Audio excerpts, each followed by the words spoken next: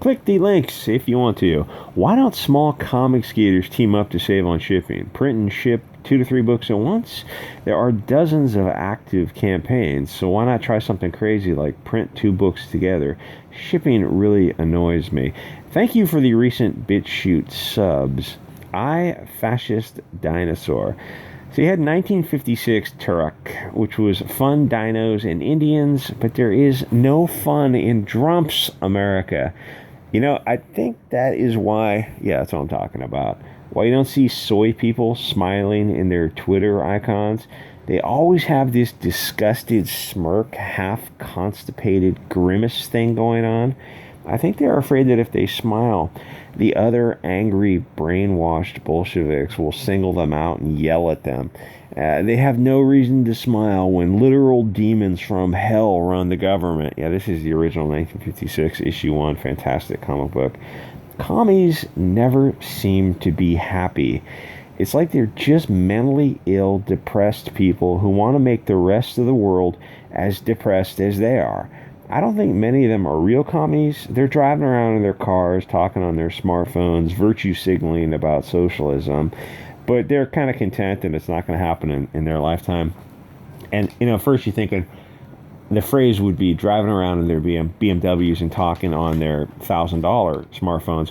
Not even that. Communism, if you had you had to be a member of the party and you had to wait for it and it was a piece of crap, it would go 30,000 miles and it would need a complete engine rebuild. 30,000 miles. At the same time period, that was based off the Fiat, at the same time period, you probably had American and European and Japanese cars going 3 to 4 times as long before they needed some serious engine maintenance. So if the revolution ever did happen, those useful idiots would be put to work on the farms. These cognitively impaired kids think that they will join the party and be put in positions of power. That is not how it works in revolutions. Look at Chaz, for example. You don't get put in positions of power. You seize power. Power comes at the end of the muzzle. Otherwise, you would just have a representative republic. The soy kids I saw in Chaz and on Twitter were not leaders. They were simps. They were followers. But you need to be able to give orders to those below you and take them from those above you. Antifa kids are the passive-aggressive backstabbers who would run to the teacher if they didn't get their way. And they're probably also glue sniffers, and they would, I don't know, like drop food and pick it up and eat it without thinking twice about it. Just those gross kids. Okay, so what does he say? The latest Turok adventures, the fashionable Saurian soldiers, and then he says, I wanted to do this weird comic. We're talking about them. We're talking about all the stuff that's going on in the real world. Drumpf, am I right? That's exactly what he's talking about. Oh, wait, let's get a little... See if they just don't stop. It just never ends with them. So they grow up worshiping their far-left authority figures, the teachers, soaking up all that Marxist brainwashing. Usually kids get past that about age of 18, and then they start seeing the world as it is. Crime rates are nature's red pills. I hope that doesn't get me in trouble with YouTube. I've not been in their good graces lately for some reason. Then they realize that their teachers were just far-left whack jobs who were lying to them. And when I was a kid, teachers were, they were left of center, but holy they were still nationalists. Like, they were Democrats, so left wing, but they were still nationalists. Oh my God, the vibe has changed in America. And if you're young, you have no idea what it used to be like. It used to be a country. Now it's just a commercial zone. So Turok was a great story based on the Lost World stories of Doyle and Verne and all those other guys.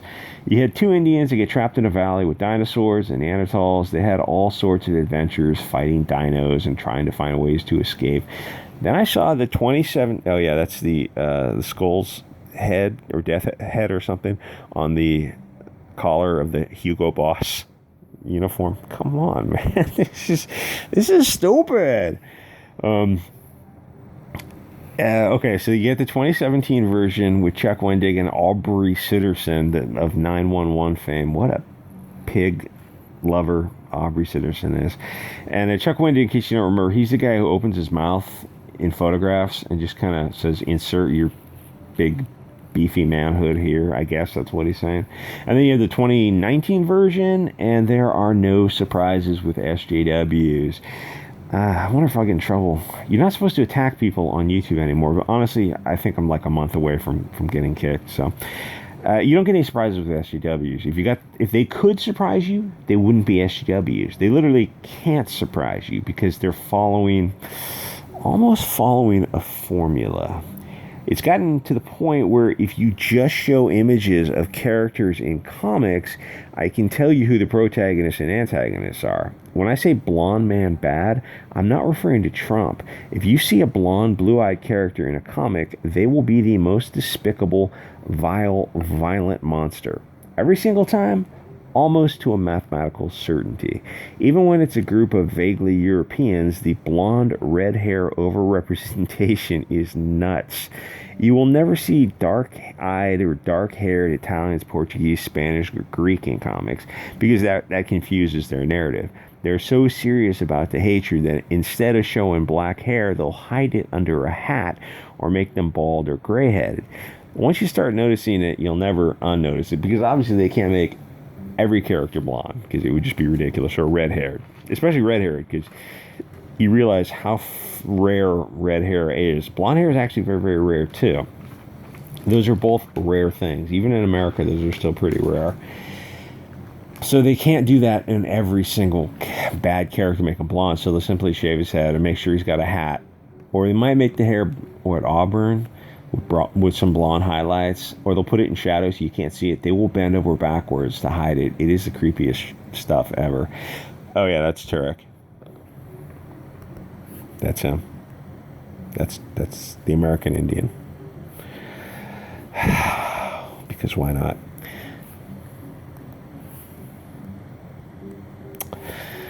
Just as subtle as an ocean liner. On Twitter, they're going after Frida Kahlo because she's half German and half Mexican, or Mezita. She's a good artist, so was her husband. So why is her race irrelevant? Because these people are insanely phobic, Europhobic. They no longer stan an artist because she's only half Indian. The Indians themselves are Eurasians. Leftists are the most istophobic people you'll ever come across, and they're not shy about it. Someday the normies are going to wake up and realize that the media has been lying to them for decades. My only solace is that fewer people are watching mainstream media. People are using alternative sources, but YouTube is deplatforming right-of-center voices. Stefan Molyneux just got kicked after 14 years. A day later, he got kicked off of Twitter. That's how he makes his living. At some point, don't people wake up and say, hey, maybe our constitutional protections should apply to the new town square known as the internet? But the internet moves in minutes and politicians move in years. Social media is the most powerful force on earth. It can, extinguish an entire people simply by censoring right-of-center voices. Oh my, good gravy! You've just got. Let's see. You got the black shirt with the tight high collar, the red armband with the insignia on it. You have loading people onto a train, I guess, and then you have gerbils getting information from a suspect. What is wrong with you people? Seriously, I just want to sit them down, look them in the eye, and say, what is wrong with you people? Why do you do this? I guess I'll save that rest of that stuff for Bitchute. YouTube removed an unlisted video yesterday for violating their policy, but didn't say specifically what the problem was. It's my last video. It's up on Bitchute. It's called YouTube removed this for hate speech. My Bitchute videos get more views faster than YouTube, which should be mathematically impossible. I used to think only the most milquetoast channels like EVSs would be allowed in this brave new world. But if enough soy boys on Twitter complain, they'll kick him off. That doesn't seem fair to me. But hey man, it's a private platform. Build your own video site and domain register and cable company, payment processor, credit card company, bank, and international banking system. Just follow the rules, bro. Okay, where are they? Just don't be fashionable. You mean don't be a conservative or Christian, right? That's what you're saying. That's what you, like, very, very not so subtly saying in between the lines. Yeah, pretty much. Trump getting elected was a mistake that they will not allow to happen again. For some reason, diversity of thought terrifies them. I wonder what a free expression platform would look like. Anyway, the 2017 Chuck Wendig Aubrey Sitterson version replaced the Indians, who were the heroes of the original story, with an African dude. Oh, and dinosaurs can have sex with humans and produce viable offspring. No, I didn't make that up. Yes, it's as disgusting as it sounds. But it's good to know that Turek looks down on these half-breeds and calls them pig bloods. But dinos are further away from pigs than humans are. So is he referring to other humans as pigs? So is Turek also a pig? I wonder who he's referring to as pigs. Your guess is as good as mine. Oh, and hey guys, why did you replace the two Indians with an African dude? I'd love to hear the explanation on that. Because Chuck Wendig has Trump derangement syndrome. He made the dinosaurs fashionable, i.e. wearing Hugo Boss, IBM punch cards, because TDS is an actual mental illness. They can't just tell a fun story. Each and every opportunity to push propaganda must be taken. Otherwise, they'll get dragged on Twitter for not using their privilege to spread awareness about how fashionable Trump is. Issue number 1 sold 6,000 copies. You're going to be splitting that $24,000 many ways. The problem is the writers don't need the money. Are they wearing Kevlar? Or are those just stab vests? Because if those are supposed to be Kevlar and you're shooting them with a handheld Liberty device, then the Kevlar is going to stop it quite effectively. These people are idiots. These other writers who write this kind of crap that they don't have to sell, they've got money coming in from earlier work that sold better, so they just don't give a shit. The artists and everyone else who are involved get screwed, but they don't have any power in the situation. The clothing the dino guards wear is straight out of the 1930s. It is so unbelievably stupid. They even have the black and red armbands. SGWs are as subtle as a bulldozer. So that was the end of the 2017. Jeez. Every fudging scene. You just can't help yourselves. That was the end of the 2017 version. This is the 2019 version. They go back to an indie. Think, oh, great, it's going to be back to the good old fun stories it used to be.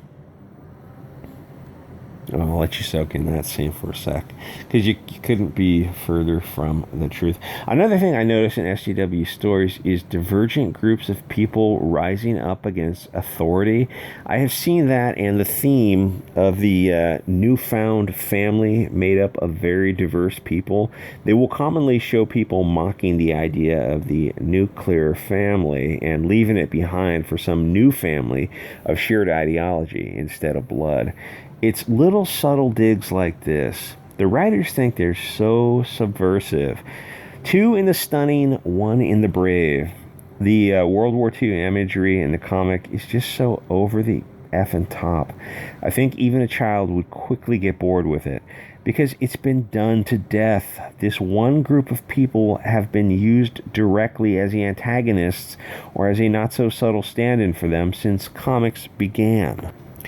Oh, the disgusting-looking blonde character, scarred up and sweaty and dirty and disheveled, is, of course, the bad guy because he's blonde. And the guy on the ground with black hair, the Indian, is the good guy because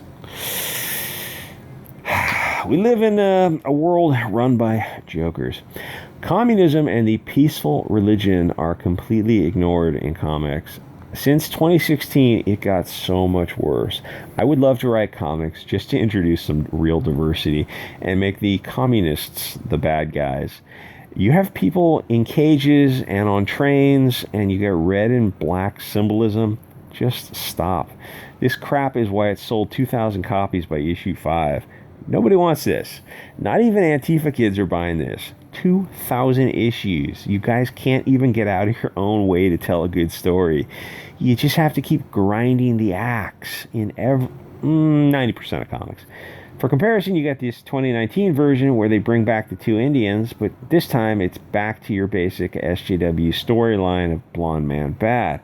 Not only bad, but evil, malicious, and cruel. The Indians are, of course, portrayed as angels.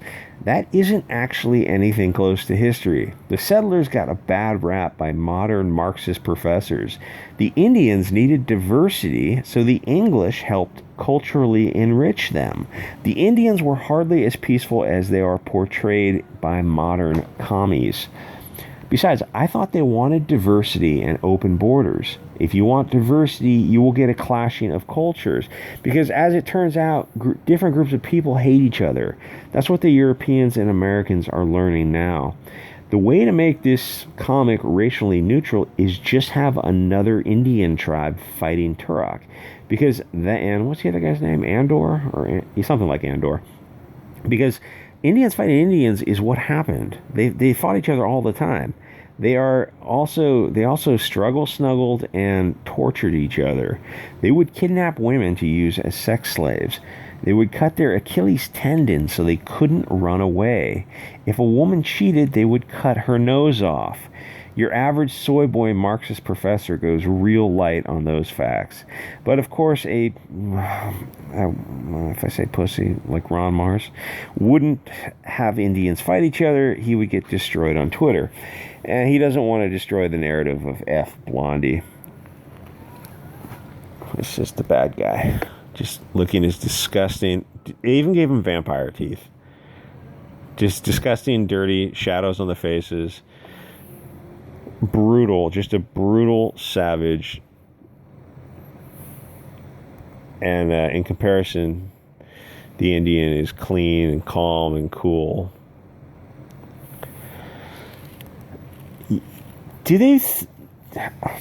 Are they in such a deep echo chamber that they really have no idea? They really think, oh, we're being so clever.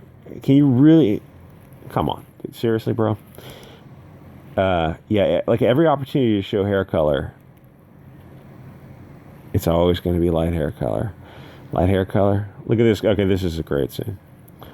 Calm, collected, composed. Even the motion lines are different around the eyes. This guy's just losing his mind in rage. This is stupid. This is you can do this for a few comics, but you can't do this for 20 years, and especially in since 2015, 2016, they lost their fucking minds. Anyway, the art was good.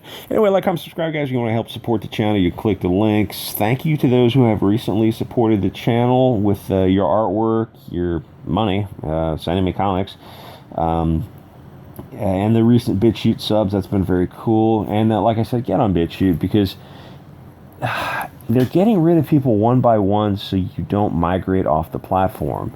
Because, I mean, if they got rid of like your top 50% of your top favorite people you view on YouTube, everyone would go to Bitchute. They would do a mass exodus, but they don't do that. They get rid of one guy 1 month, and then the next month they get another one, get rid of another one, and you slowly start replacing. Say like you have a top dozen people you listen to. I don't know, the Quartering or EVS, or I don't even know who our people listen to anymore. They just get rid of them slowly. It's like the boiling pot. So you're getting the even the guys like the Quartering is on very shaky ground because he's probably slightly right of center, but he's a moderate, calm voice, and so the moderate voices scare them more than the extreme far right voices do, because those guys is like, okay, they've got tinfoil hats on, they're just raving lunatics type of thing. But when you have calm, rational, articulate people who are giving a nuanced approach to an argument, you got to get rid of those people, because those are the people who can convert normies. By like guys like the Quartering, you can simply point out hypocrisy and keep pointing out hypocrisy, and I guarantee you his time on the block is coming. And then you think, well, even guys like EVS, it's like, but he doesn't talk about it. I mean, he just talks about pop culture and stuff. Yeah, him and his content is fine, but he's got a lot of enemies on Twitter. There's a ton of soy boys that just hate him, and he's hated by the industry too, because he's doing well in an industry that the soy boys actually destroyed it. So they hate him on every level. And that's why I always say, hey, you know, you got to support the guys who confiscate. Anyway, so if there's enough of them complain, they can kick him off YouTube. Well, YouTube is how he makes the bulk of his money. This is his business. This is his job. YouTube is the advertising platform. It's a shared partnership. YouTube's making money off him. He's making a ton of money off them. If they kick him off the D-Lot and BitChute, does that seem fair to you? Does that seem right? Or don't we want to do something about that? But they do it one by one, so you never notice. It's just, oh, I noticed the guy I used to listen to is not around. Oh, well, I'll replace him with somebody else.